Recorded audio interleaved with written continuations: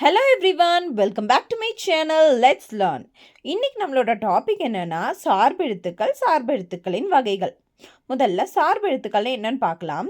இவை முதல் எழுத்துக்கள், உயிர் மெய் சார்ந்து ஒலிக்கும் எழுத்துக்கள். முதல் எழுத்துக்கள்னு என்னங்க? உயிரெழுத்தும் மெய் எழுத்தும். உயிரெழுத்தும் மெய்யெழுத்தும் நம்ம அம்மா அப்பா நம்ம பெற்றோர்கள் மாதிரி குழந்தைங்களை வளர்த்துறதுக்காக தனித்தே இயங்குவாங்க. அப்போ அதே மாதிரி சார்பெழுத்துக்கள் அப்படிங்கிறது குழந்தைகள் மாதிரி நம்ம அம்மா அப்பாவை நம்ம சார்ந்து இருப்போம். அப்படின்னா முதல் எழுத்துக்களை சார்ந்து ஒலிக்கும் எழுத்துக்கள் தான் சார்பெழுத்துக்கள். இப்போ சார்பெழுத்துக்களின் வகைகள் பார்க்கலாம். முதல் உயிர்மெய். உயிர்மெய் அப்படின்னா உயிரும் மெய்யும் கூடி பிறக்கும் எழுத்து உயிர்மெய் எழுத்து. அப்படின்னா ஒரு உயிரெழுத்தும் மெய்யெழுத்து கூடி பிறக்கிற ஒரு எழுத்தை தான் உயிர்மெய் எழுத்துன்னு சொல்லுவோம். எடுத்துக்காட்டு பார்க்கலாங்க. இக் என்னும் மெய் ஆ என்னும் உயிரும் சேர்வதால் க என்னும் உயிர்மெய் பிறக்கின்றன. இக்கு கூட்டல் ஆ க. பாருங்க, இக் அப்படிங்கிற மெய்யும் ஆ அப்படிங்கிற உயிரும் சேர்ந்து பிறக்கிறது தான் க. அதைத்தான் நம்ம உயிர்மெய் எழுத்துன்னு சொல்லுவோம்.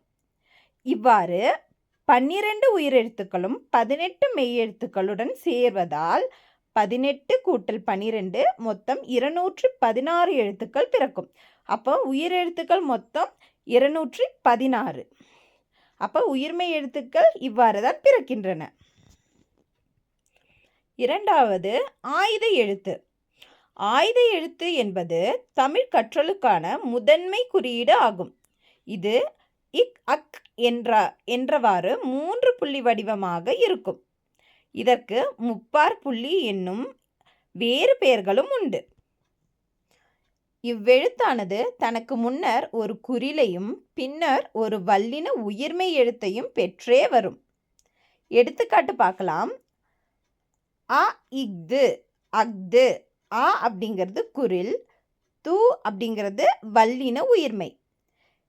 இஃது ஈ அப்படிங்கிறது குரில், து அப்படிங்கிறது ஒரு வல்லின உயிர்மெய்.